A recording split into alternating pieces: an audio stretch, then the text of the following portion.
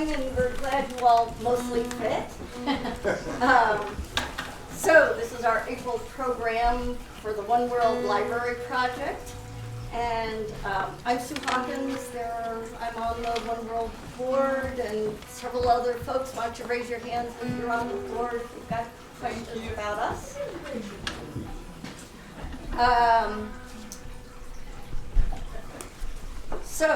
The richness of our programs are the fact that we get our neighbors who have some kind of in-depth experience from places around the world or other cultures to come and share it for us.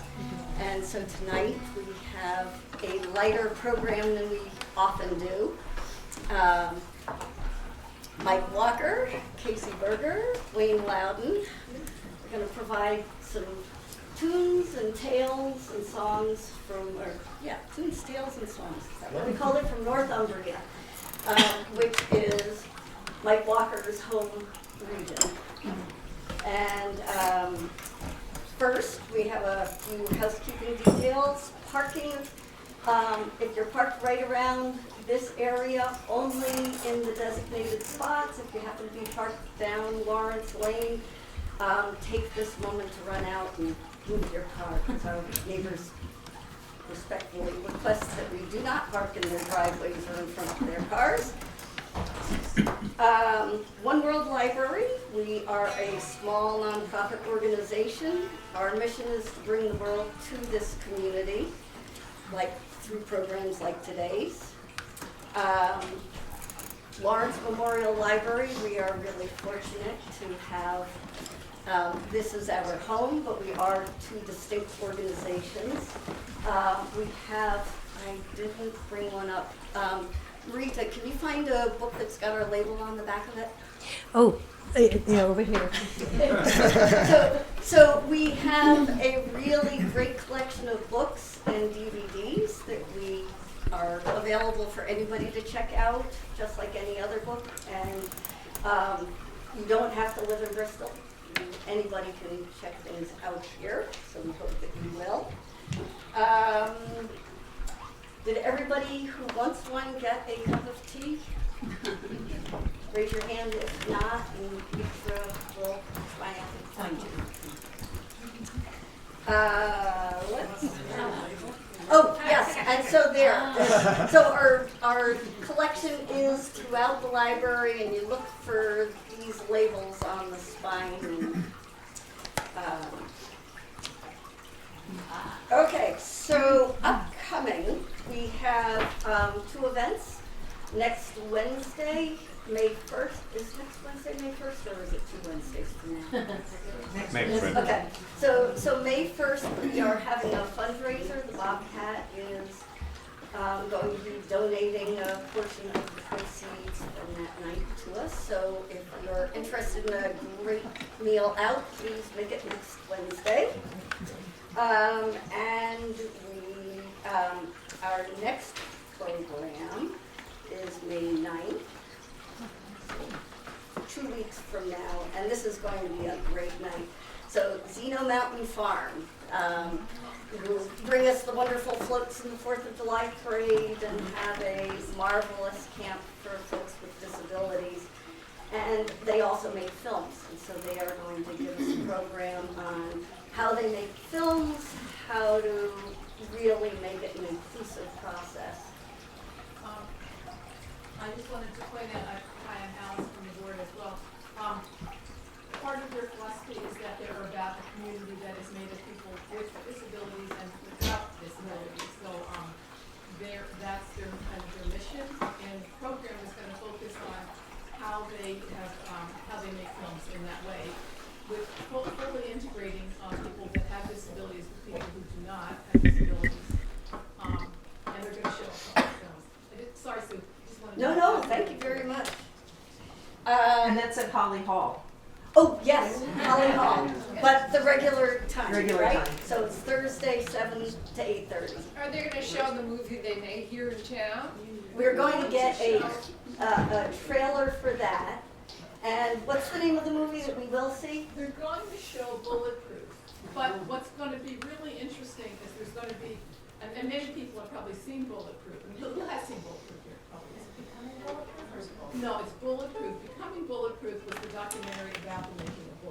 but this is the original. And the discussion that follows is there's going to be a panel of several people in the Xeno community. Isla Halby, the co-director and co-founder, and Hannah, I forget her last name, but she's the Camper, who's a disability advocate and has a person with a disability, and Krista Sereno, who's a mom of Hannah. And they're going to be speaking about inclusion in filmmaking and just the whole Xeno philosophy, and they're going to engage the audience. And we have a signed ASL interpreter. So if you know anybody that wants to practice sign or who uses sign, it's a wonderful opportunity also for them to be present. Thank you. And lastly, we are a very non-profit, so we have a donation box which allows us to put on these great programs. So we hope that you will consider on your way out making a contribution. It can be small. We don't turn away large donations either, but a couple of dollars would be great. You said that for the Bobcat, that's on the 1st? On May 1st, next Wednesday. Right. I'll stay up until 8 and I'll donate a portion of sales.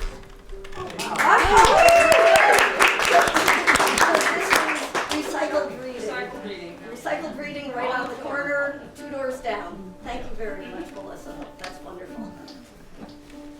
So, without further ado, we present Mike, Casey, and Wayne. Hey, folks. A great turnout. Thank you all so much for coming. It's a bit hot in here, so if we all end up with our pants rolled up to our knees. Okay. Also, just because of the humidity, we're gonna need to kind of tune regularly. Forgive us. You'll thank us for that. Or take it. He doesn't have enough light. So put some light. Can we, some of these lights are on dimmers, right? More lights on? Yeah, I'd like to see what strings I'm aiming for. Oh, come on. Of course, it's a good excuse. Don't get me wrong.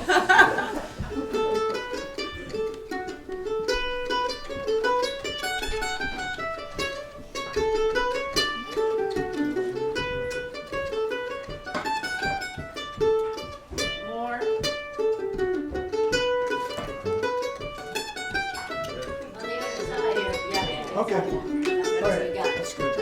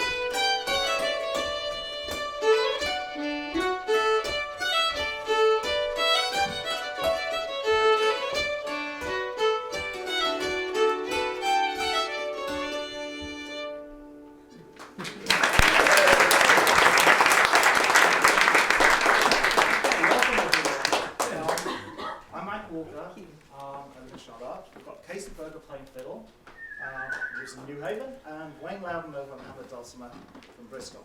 And we first met at sessions, first held in Hatch 31 about 2 years ago. We met in the bar. In the bar. And since then, Wayne has been hosting a session at his house on Thursday. So we met, that's the way we met and we started playing together.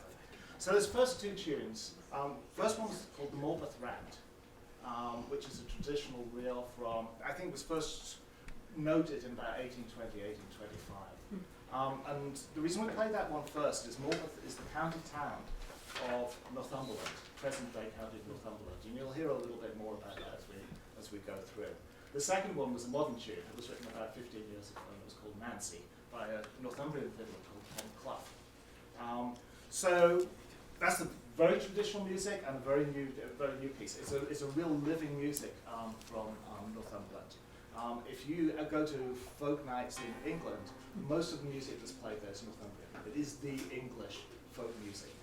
The Morris dancers, they will all be dancing to Northumbrian music. And the rant, which is a Northumbrian reel, is slightly slower than an Irish reel. That is the dance step that is used in Morris dancing.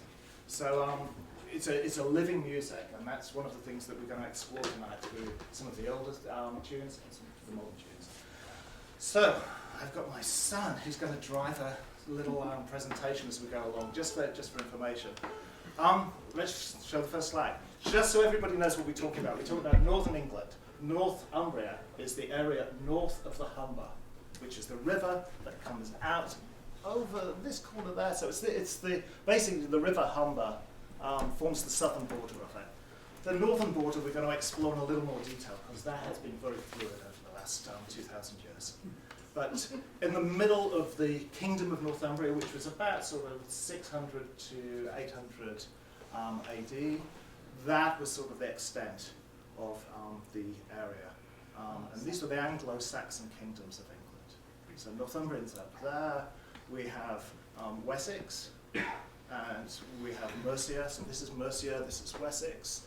And the Celtic tribes were all sort of to the west. So the Celts came along. The height of the Celtic expansion was in about 400 BC, and they had basically the whole of Western Europe at that point. But then the Angles and the Saxons came in and pushed them out to the periphery. So these are the Celtic in Wales, Cornwall, Ireland, and Scotland, and this is Anglo-Saxon Britain. So let's go to the next slide, Will.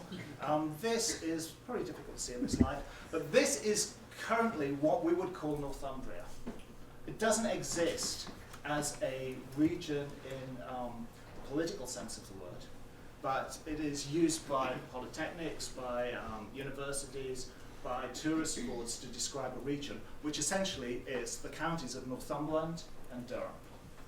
I'm actually from Durham, which is a little place here, which is a cathedral city, and we'll go into that. There are major industries. It was a heartland of the Industrial Revolution. So there is shipbuilding and coal mining in the cities that are close to the coast. And the west is essentially a lot of sheep farming, grass moors. So it's agricultural. And I'm going to move on to the next slide. And just as we move on through history, I'm going to ask if anybody knows what this might represent. Okay, Roman Empire. Okay. Okay. Now, do you notice where the northern extent of the Roman Empire was? Hadrian's Wall. Exactly, yeah. It was right in the middle of Northumberland. Okay. And the wall still exists now.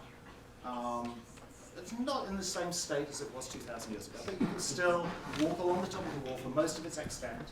The wall is about 70 miles long. It has a castle. Every mile was a mile castle. It has major forts. You can still see the layout of the forts.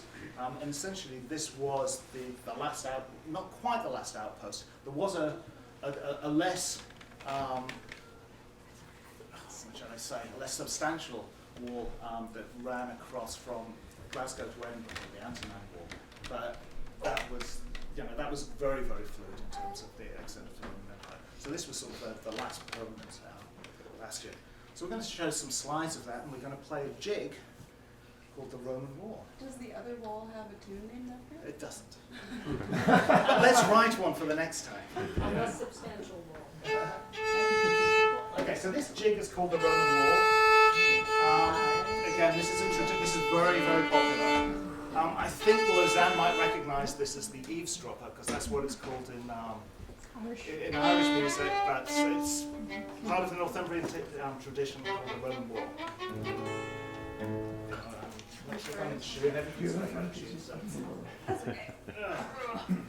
We did tune up everything and it's all gone out. It's just all gone out. That's weird.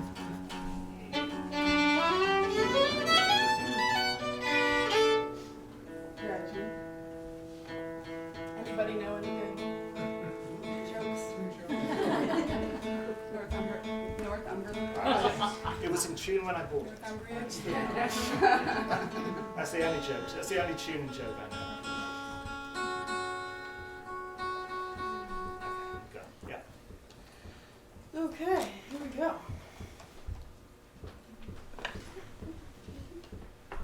One, two, one, two. Ooh, not in tune. Sorry about that, folks. Try that one more time. Take two.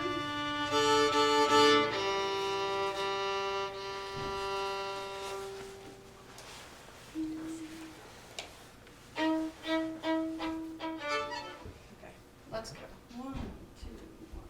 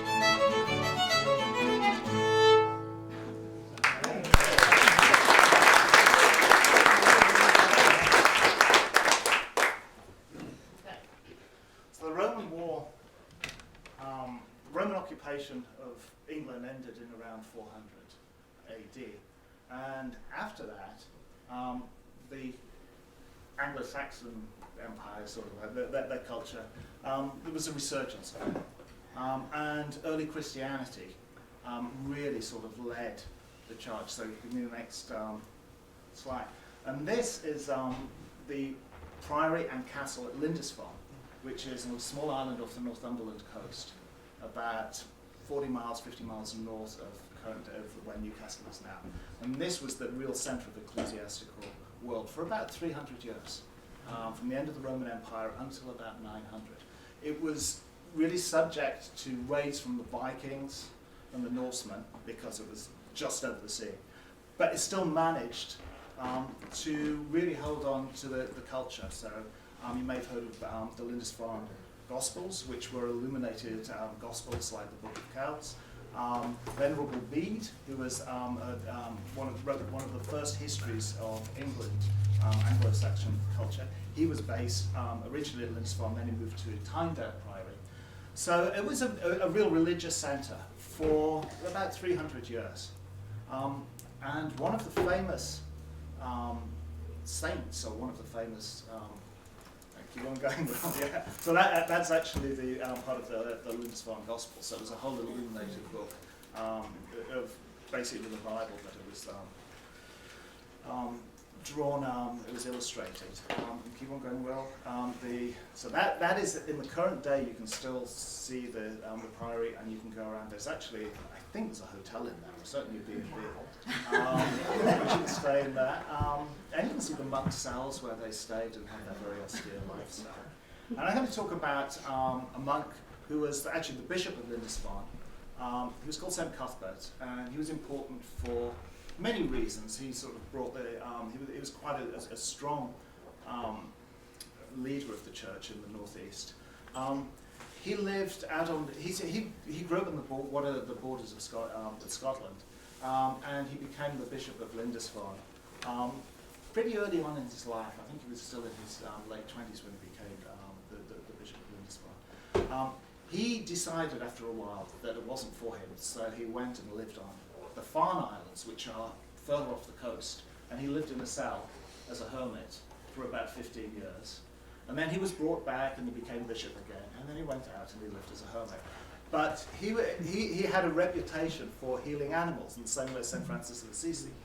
So people would bring animals in boats across to him to be blessed, hoping that would then go back to the farms on the mainland. He died as a hermit, and his relics were then carried around by the monks of the Priory for about 150 years. And there are tales and tales of this cart going around the northeast looking for a final resting place for Cuthbert. And one night, the monks had a dream. and they drank. The dream was that if they found someone, or if they saw somebody milking a brown cow, that was the place that should be St. Cuthbert's, or Cuthbert at the time, that should be his final resting place. And lo and behold, just a few days later, they happened to find a woman milking a brown cow on a very, very defensible piece of land in a loop of the river. So it was very, very lucky. And that became Durham Cathedral. There was they built a tomb there. They built a church, and that stayed as the sort of centre of religion in the northeast for, well, it still is. I think it's the third bishopric after the Bishop of Canterbury and York, and then it's Durham. And it's an interesting. Well, sorry, I've lost the train of thought. But what was I going to say about Cuthbert? I'm not going to say any more about Cuthbert. I think we're going to play two tunes to illustrate that. First one is going to be Floating from Scurry, which is a modern tune written by an accordius Lindhocker from Northumberland. And that, I think, really, we're going to show some pictures of what the Farne Islands and Lindisfarne looks like. And then we're going to move on to another modern tune by Matt Seattle, which is called Lindisfarne. And we're going to show some pictures of where the final resting place of Cuthbert was, Durham Cathedral. So I think that's what we're going to do next. Yeah? Sounds great. I'll do the tune.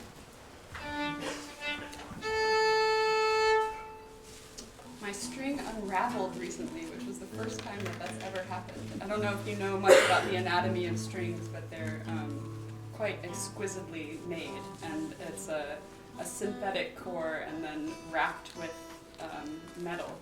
And so that came undone. Very New strings. Yeah, new strings.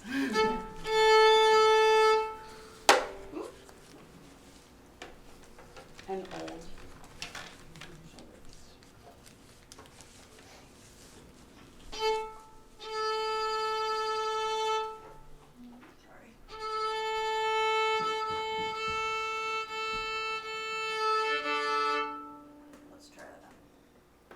For government work.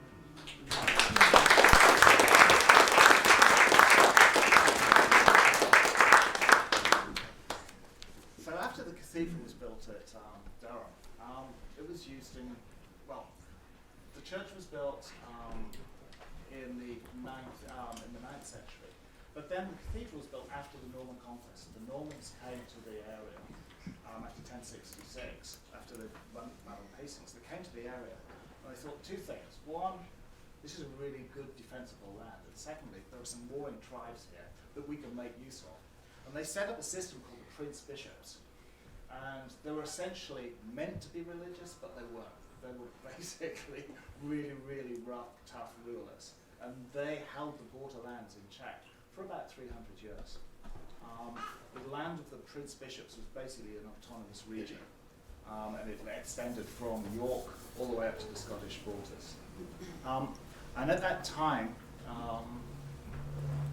there were raids. It was called the times of the border reivers, which were basically robbers. And this was not sheep rustling, although it was a bit sheep. Some of the gangs that were coming down on these in these parties, some of them were 2,000-3,000 strong, and they were basically private armies, and it was just a very, very fluid situation. And it was like that, apart from two periods when there was a real war, and that was the First and the Second Scottish Wars of Independence. And they were big, big battles. And part of the French were involved through the Old Alliance. But basically, for those 400 years, it was a very, very fluid situation. And some of these gangs came down as far south as Manchester, which is 150 miles south of the Scottish border. So there were big, big incursions. It was very much sort of like the Wild West, but in the north of England. We're going to play two songs now. The first one is called "The Lad That Keeps the Cattle," and this is, I don't know if we've got a photograph. Yeah. So this is a typical sort of sheep farming, cattle farming scene in Northumberland now. You can see it's been grazed extensively, and it still is grazed extensively. So the tune, the first tune is "The Lad That Keeps the Cattle." It was written for the Northumbrian pipes, which are small pipes. It's a very small version of the Scottish bagpipes. And it's got a limited range of notes. So it's got a very distinctive sound because there are only so many notes that you could play on the Northumbrian pipes. And then we're going to go into a tune called, well, actually the second thing is that we're playing this as an air rather than as a jig. Which is nice, because I think it sounds really nice as an air. And then we're going to go in briefly into a tune called El Somali, which is another jig, and we play that at speed. That's a little later. We play that at speed, really? Well, compared to the Lad That Keeps the Cattle.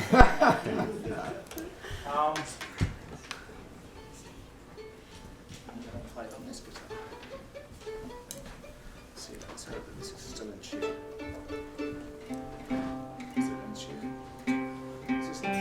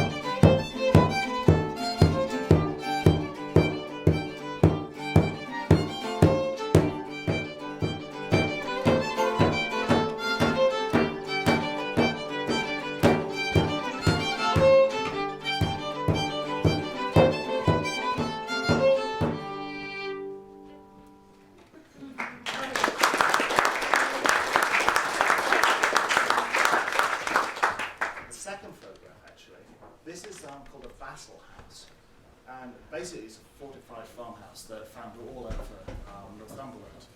Very few of them are in as good condition as this, but they're essentially made from the stones from the Roman wall. They were looted over the years. Fortified house. Downstairs you would keep the animals. Upstairs you would live. The family would live. You know, it's almost like a castle with just the very narrow slit windows. So it's a really expensive. And yeah. That's like central heating. You got the cows under Yeah. radiant, Yeah, radiant. yeah, and other things rise as well as they okay, I'm going to tell a tale now of, you know, in Europe, I'm not just so sure that in North America, but in Europe, there are lots of tales about dragons. And the dragon was the devil, and it was about good overcoming evil. And Northeast England is exactly the same as that. We've got our own dragon, the Lambton Worm. Worm is a worm, and the story goes that young Lambton, the eldest son of the Lambton family, was going fishing on a Sunday morning, and an old woman told him, "Don't go fishing on a Sunday morning. You should be at church. Bad things are going to happen." So anyway, he caught something on his hook, and thought nothing of it, threw it away. It was a strange creature. He went off to fight in the Crusades, like every nobleman should do. But the creature grew. And it grew and it grew and it became a dragon. And it terrorized the local community. And the only way that it could be killed, of course, was by Lambton coming back from the Crusades, atoning for his sin, the fishing, killing the worm, and that's the story. There was a curse that went on to the family, apparently. It was, Sue's handing out some words to a song we're going to sing. And there was a curse that went on the family that lasted hundreds of years after that. But anyway. Can I add a bit to that, Mike? You can say as much as you like, Rodney. I feel terrible now. We've got an expert here. Rodney is from Newcastle, so Yeah. he's an expert. The tale was when he came back from Palestine, he met the woman again, and he said, "I'm going to need help killing this dragon." And she said, "Yes, I'll work my spells and give you help, but you have to kill the first living thing that you see." That's right. After you've done that. So he said, "That's right. "Okay, I'll do that." So he went off, killed the dragon, and on his way home, he whistled at his dog, and because he knew his dog would hear him. Yeah. But he'd forgotten that he'd been away for so long that the dog was an old, and all it could do was bark.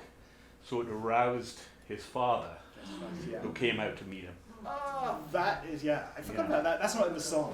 Right, it's not. Skip that bit in the song. Yeah. Okay. So, What's the last name? So I think, but he didn't kill his father, right? And that's He why didn't. all That's the why Lambtons he didn't. That's why there was the died curse. young. Yeah. can we get the house lights down? We have got a special presentation by Wayne Loudon, who is going to illustrate this song. And Will Walker. And yeah. So, I'm going to start that. I'm going to say, the chorus goes, "Wisht lads, had you gobs, I'll tell yous all an awful story." Which is, "Hush lads, hold your mouths, be quiet, I'll tell you all an awful story. Wisht lads, had you gobs, I'll tell you about the war." The war, that's the pronunciation of worm. Okay. So, are we ready? Okay. One Sunday morn young Lambton went a-fishing in the weir. He caught a thing upon his hook he thought looked mighty queer. Now what kind of fish it was, young Lambton couldn't tell. He couldn't be fashed to bring it yam, so he hoyed it down the well. Wish lads had you gone, I'll tell you an awful story. Wish lads had you gone, I'll tell you about the war. Now Lambton felt inclined again in fighting foreign wars. He joined a band of knights that cared for neither wounds nor scars. And off they went to Palestine, where strange things then befell, and he soon forgot all about the strange fish in the well.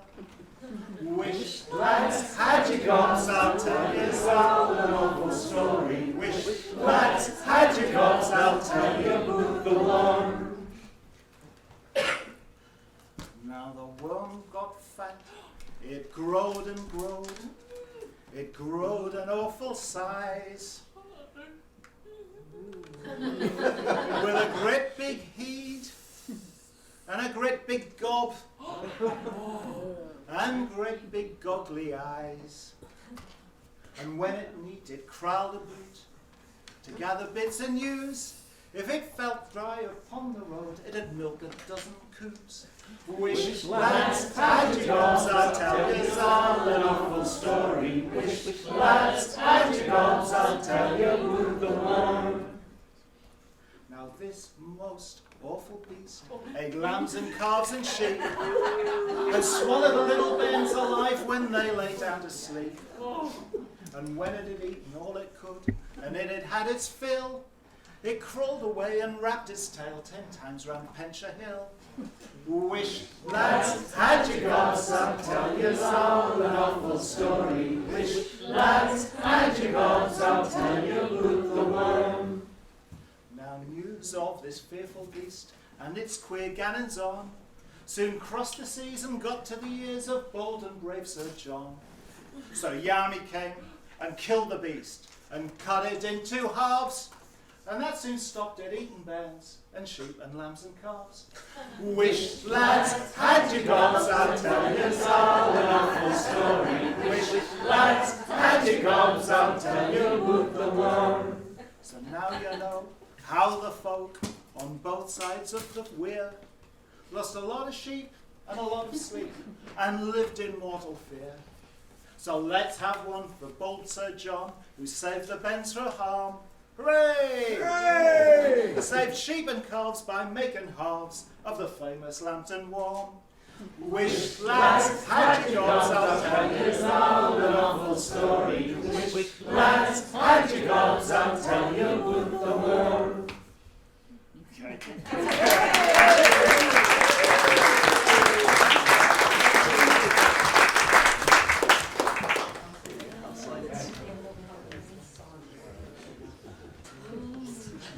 Wayne Loudon, everybody, the master. Here he is. And his apprentice, Will Walker.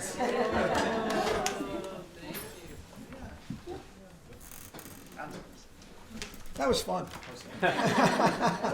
And you made each one, right? Yeah. Yeah. Can you translate this? Yeah. Wish, lads, had you gobs, that is, hush boys, hold your mouths, be quiet. I'll tell you all an awful story. Don't need to translate. Wish, lads, had you gobs, be quiet, I'll tell you about the worm. Yeah.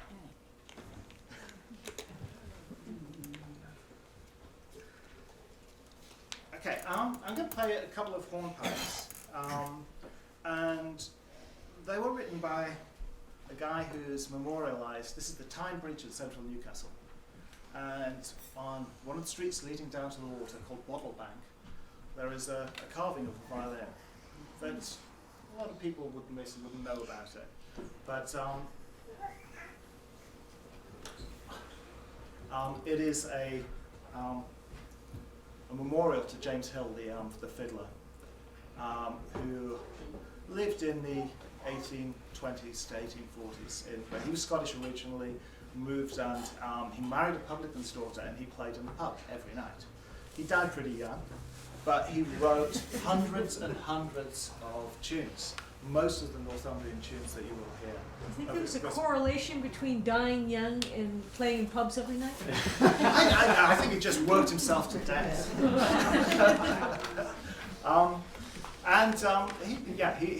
wrote hundreds and hundreds of tunes. And I'm going to play 2 now, and so I'm going to play Proud Luck's hornpipe and Reedsdale, which are 2 hornpipes, and then we're going to play something called the Murray Durham Rangers, all 3 of us, I think. So I'm just going to give you a taste of some of the fiddle music on the mandolin of James Hill. How does it go?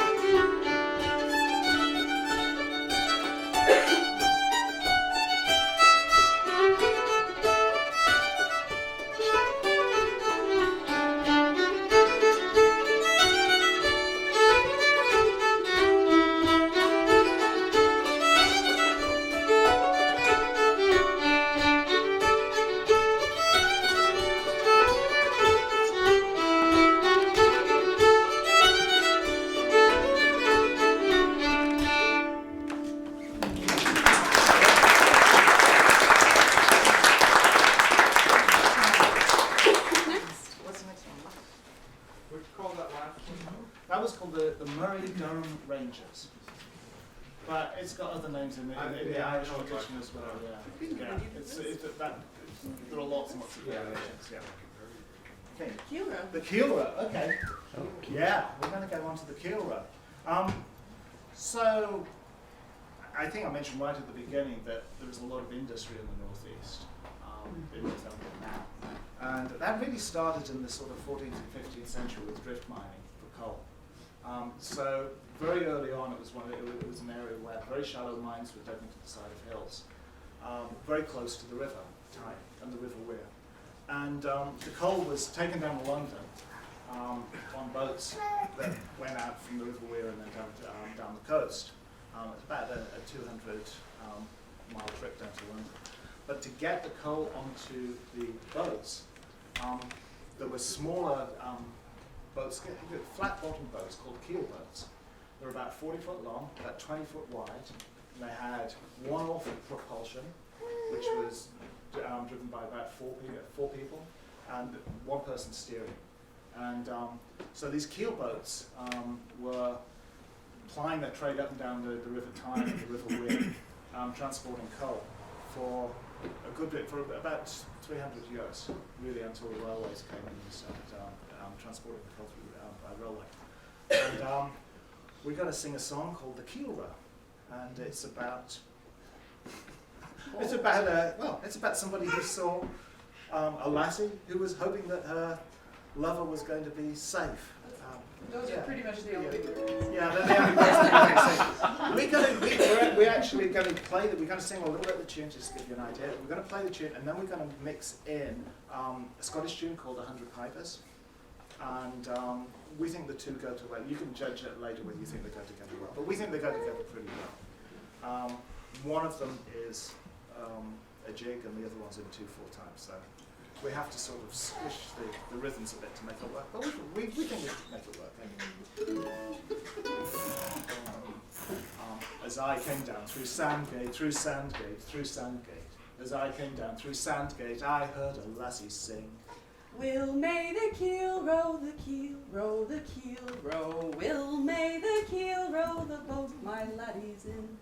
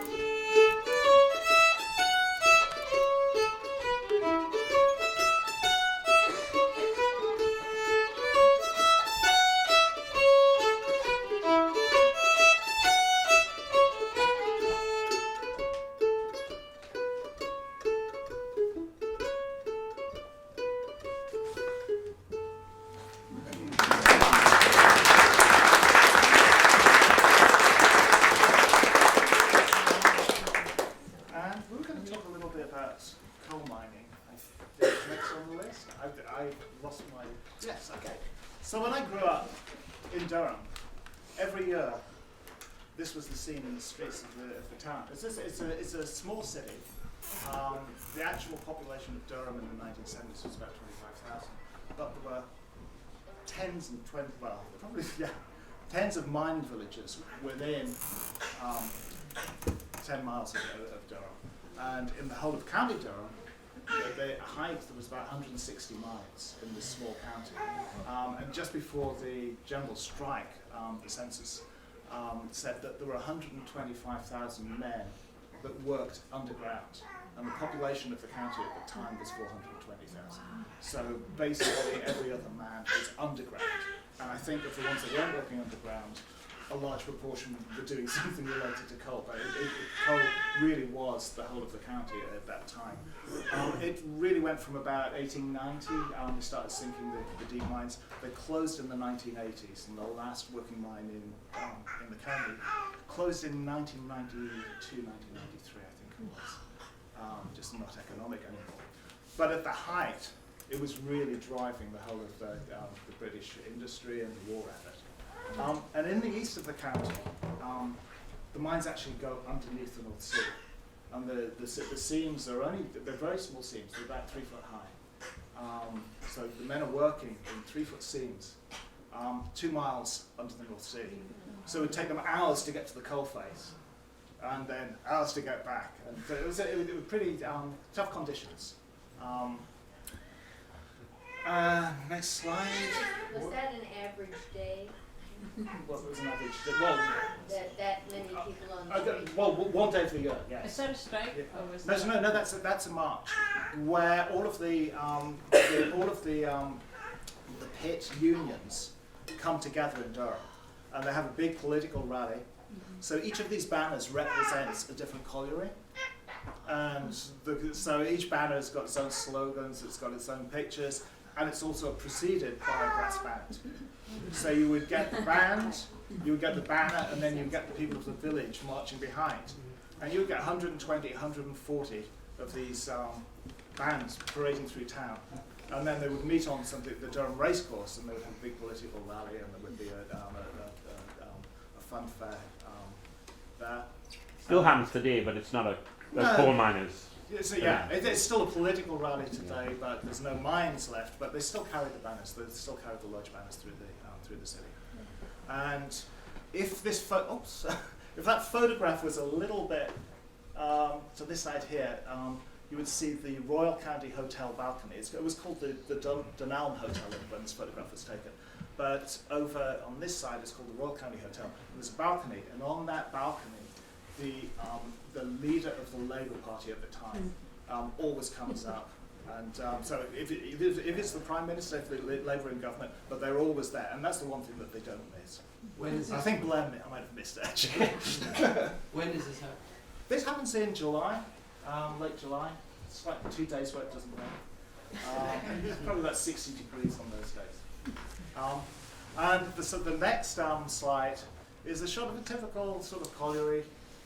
This is a village called Thornley in East Durham, which is about 2 miles away from the town that I grew up in. And this is very typical, the sort of like these row houses.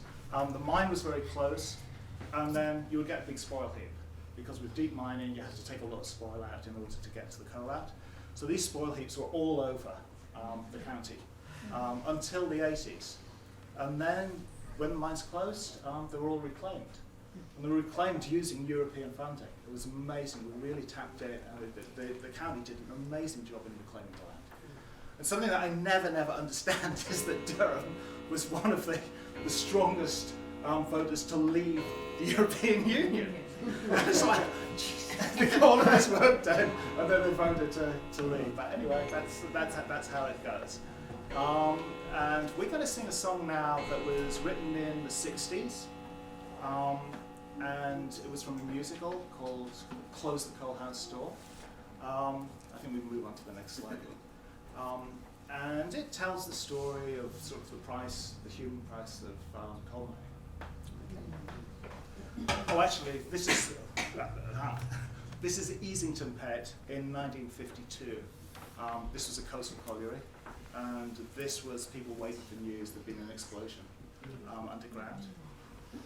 And I think that on that one, I think there was 54 or 58 miners lost their lives. But it's, this is the day before internet, and people just went to the bell would ring, and they would go to the pit head, and they would await news.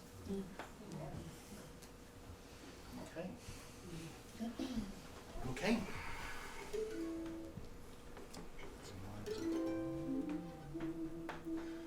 Close the coal house door, lad.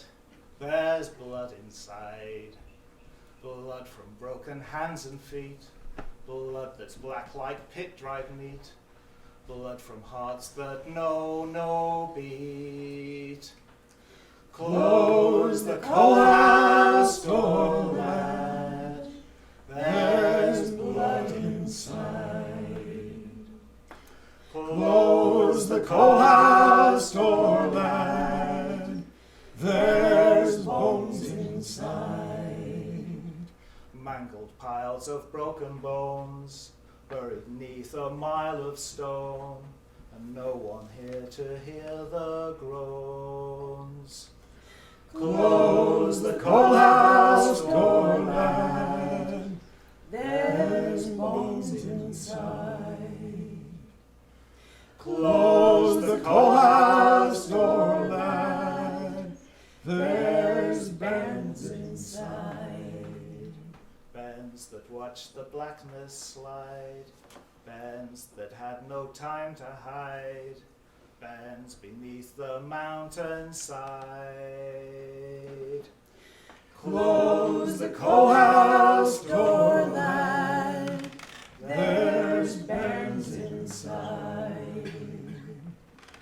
Close the coal house door, lad, and stay outside.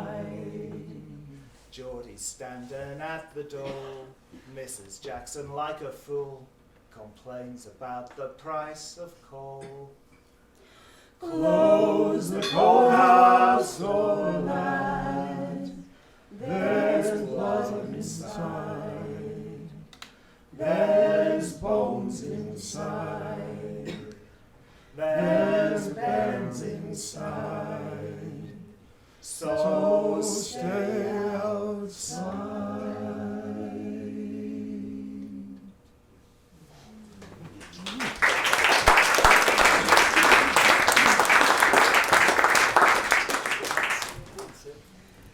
We've got naval press gang. Oh, right, okay. So going back to, yeah, okay. Okay, so we're going to play a couple of jigs now. The first one's called Liberty for the Sailors. And it basically refers, the title refers to press ganging, which is where the Navy used to go around basically kidnapping sailors and forcing them to serve in the British Navy. And of course, Newcastle and Sunderland were fertile hunting grounds for Navy sailors, because the keel boatmen were very, very skilled, and they drank a lot. So on a Friday night, they would come out of the pub, they would be knocked out, and they would wake up and they would be on a ship somewhere sailing up to the war somewhere. So that's how it is. It's a sad time in history. So the first one's called Liberty for the Sailors. The second one's called Saddler's Balloon. And Saddler's Balloon, it celebrates a balloon ride by William Sadler on the Town Moor at Newcastle in the 1880s.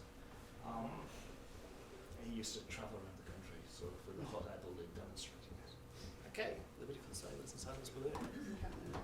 Yeah, you can do it, yeah.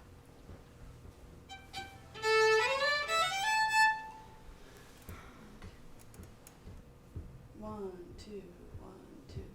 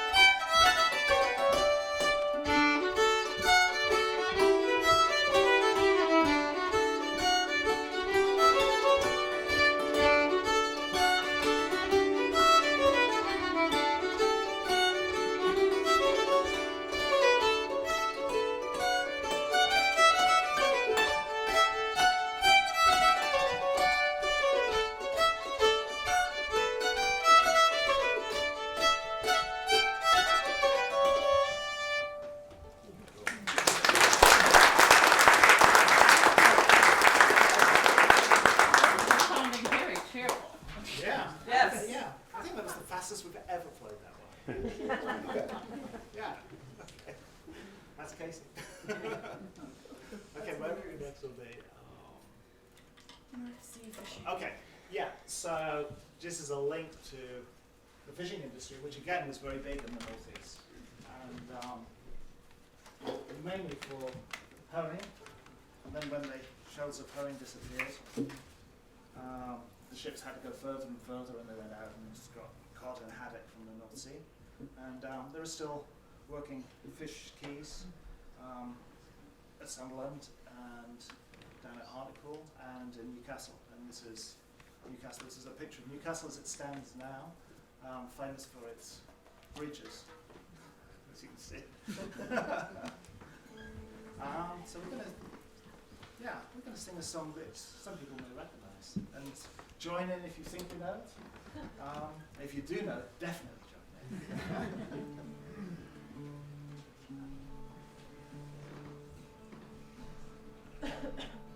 Dance to your daddy, sing to your mummy, dance to your daddy, to your mummy, sing. Dance to your daddy, sing to your mummy, dance to your daddy, to your mummy, sing. Who shall have a fishy on a little dishy? Who shall have a fishy when the boat comes in? Come here, little Jackie, let us have. Come here, little Jackie, now I've smoked my backy. Let us have some cracky till the boat comes in. Dance to your daddy, sing to your mummy, dance to your daddy, to your mummy, sing. Dance to your daddy, sing to your mummy, dance to your daddy, to your mummy, sing. Who shall have a fishy on a little dishy? Who shall have a fishy when the boat comes in? Now here's your mother humming, she's a canny woman. Yonder's your father's a drunk, he cannot stand. Dance to your daddy, sing to your mummy, dance to your daddy, to your mummy, sing. Dance to your daddy, sing to your mummy, dance to your daddy, to your mummy, sing. Who shall have a fishy on a little dishy? Who shall have a haddock when the boat comes in? Now Tommy's always fuddling, he's so fond of ale, but he's a good man, and I hope he'll never fail. Dance to your daddy, sing to your mummy, dance to your daddy, to your mummy, sing. Dance to your daddy, sing to your mummy, dance to your daddy, to your mummy, sing. Who shall have a fishy on a little dishy? Who shall have a boater when the boat comes in? Well, I like a drop myself when I can get it sly, and Lou, my bonny bear, will like it well as I. Dance to your daddy, sing to your mummy, dance to your daddy, to your mummy, sing. Dance to your daddy, sing to your mummy, dance to your daddy, to your mummy, sing. Who shall have a fishy on a little dishy? Who shall have a mackerel when the boat comes in? May we get a drop-off, as we stand in need, and we'll lay the keel that brings the bands their breed. Dance to your daddy, sing to your mummy, dance to your daddy, to your mummy, sing. Dance to your daddy, sing to your mummy, dance to your daddy, to your mummy, sing. Who shall have a fishy on a little dishy? Who shall have a salmon? When the boat comes in.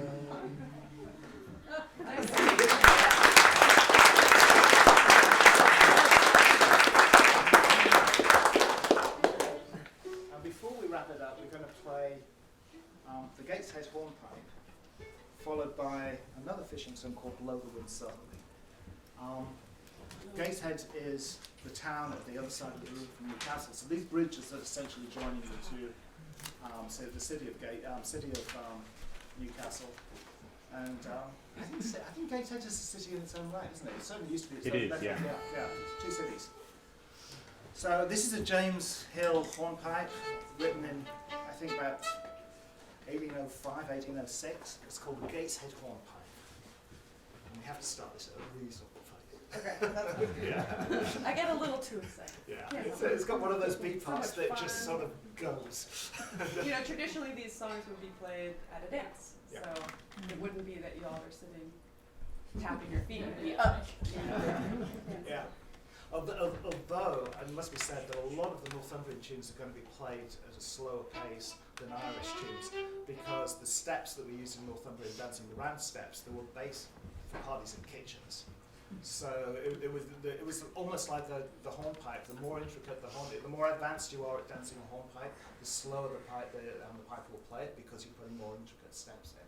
So it's similar. So they played a little, I mean, not really slow. They played a little slower than all of the Irish, and certainly the Scottish stuff, because in Scottish it was sort of big line dancing, and flinging your partner around. This is more step dancing stuff. Okay. Do you want to count it in? I think you should. Yeah, that's good. 1, 2, 3, 4. 1, 2, 3.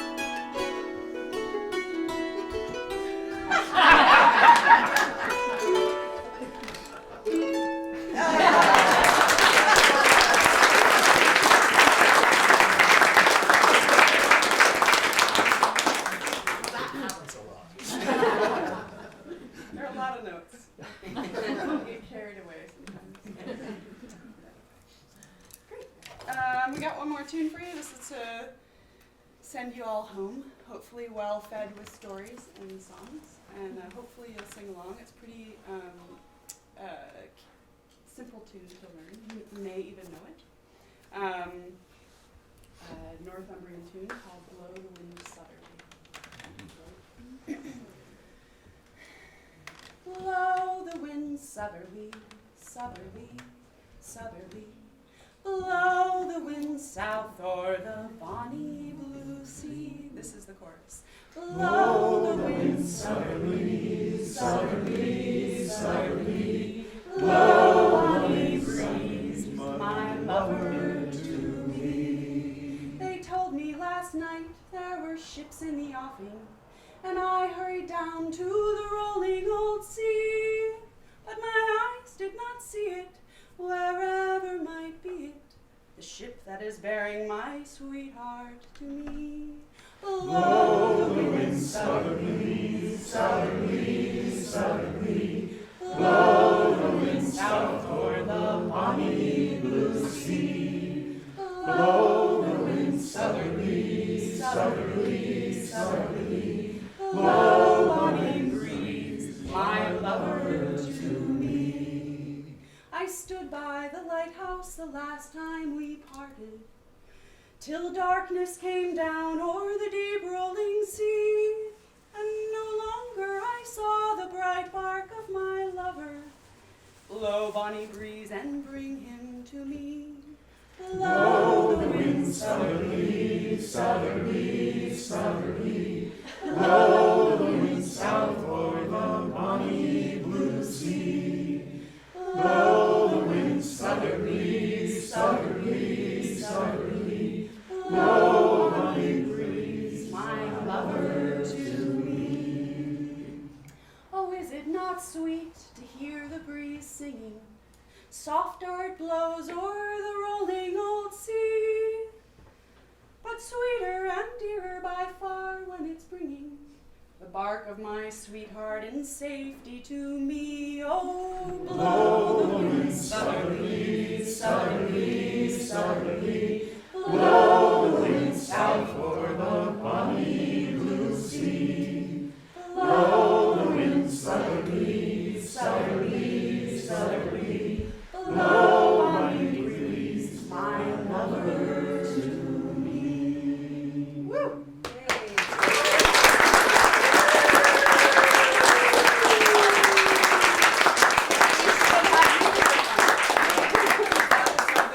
Okay, well, thanks everybody for coming along. It's been fun for us. I'd really like to thank Casey, our wonderful fiddler, and I'd like to thank Wayne, our hammer dulcimer player, our drummer, our puppeteer, and our job man. If anybody needs any odd jobs doing, go to work.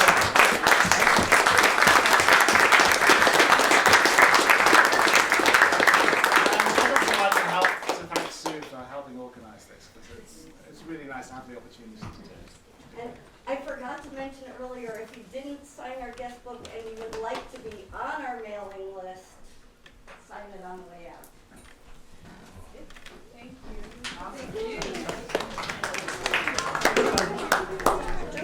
Thank you.